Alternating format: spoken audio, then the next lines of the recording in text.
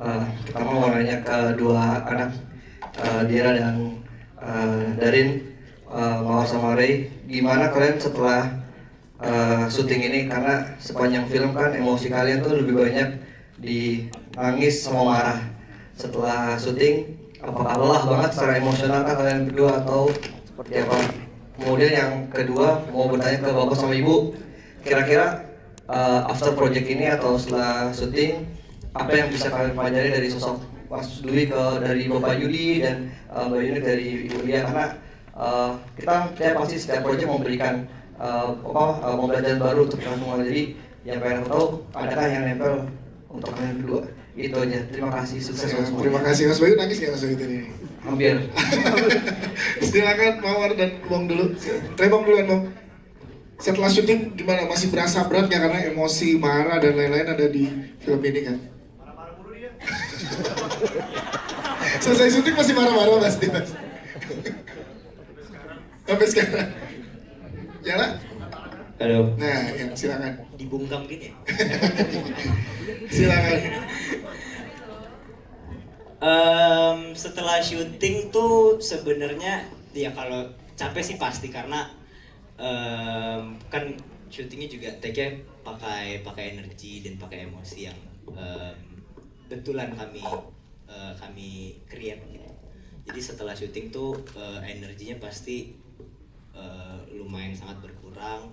Tapi ya untungnya ada aja ajakan main dari Baskara dan Kiara yang sangat mengerti gitu kalau temennya capek gitu kan, kayak Rey udah selesai syutingnya, udah Bas, udah Ki, kenapa? Ayo kita kesini Buat ngerilis emosi yang tadi. Kok ngerti banget ya teman-teman gue, alias nggak paham nih. Tapi ya tapi akhirnya juga tetap nongkrong sama mereka, akhirnya nge-recharge lagi gitu dan ngobrol, ngumpul lagi, gitu-gitu sih. Jadi sebenarnya kalau ditanya capek, jujur capek, tapi cara kita nge-handle-nya sih punya cara yang masing-masing gitu. Oke, itu dari Bong. Dari Mawar silakan. Kalau untuk aku sendiri, pastinya mungkin setelah beberapa adegan intens pasti ada ngerasa capek. Tapi aku juga bersyukur banget aku ditemenin sama Kak Anya. Kak Anya selalu dia kayak selalu memastikan aku baik-baik saja dan memastikan yang aku perlukan ada gitu. Tapi dibalik semua itu, adegan kita yang bersedih, adegan kita yang intens, sebenarnya di lokasinya tuh fun banget. Jadi kayak misalkan kalau Ray udah bertemu Kak Baskara dan Kiara itu kayak udah kita jadi penonton aja ya mah gitu, karena seru banget ngeliat mereka bertiga berinteraksi. Maaf, ini jawabannya agak beda ya. Saya kira tadi bakal kompak. Ternyata emang Mbak Mawar kan dia agak introvert, jadi setelah dia capek dia butuh yang sendiri. Kalau saya capek, saya makin nongkrong saya. Gitu ya. Malah makin padel ya kalau lu yang capek. Siap, terima kasih Mawar, terima kasih ke Bapak Dwi dan Ibu Unik. Seperti apa setelah syuting, apa yang dipelajari dari karakter masing-masing? Mas Dwi dulu, silakan. Oke, Mas Bayu, terima kasih pertanyaannya.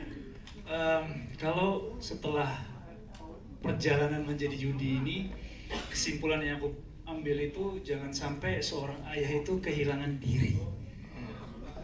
Banyak yang kalau kita lihat, bahkan saya sendiri merasakan pada titik tertentu pernah saya kayak kehilangan diri saya gitu, nggak otentik lagi gitu. Jadi ternyata penting dalam sebuah keluarga itu membangun sebuah harmoni yang indah gitu. Dari mana harmoni itu bisa terbentuk? Ya tidak adanya paksaan gitu.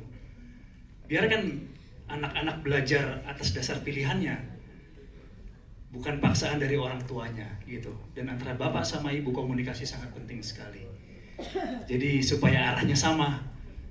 Nanti kalau nggak ada komunikasi, bapaknya ngididi kemana, ibunya kemana nggak sama. Bahkan punya problem sendiri yang bahkan bisa dilampiaskan ke anaknya. Jadi anaknya jadi korban.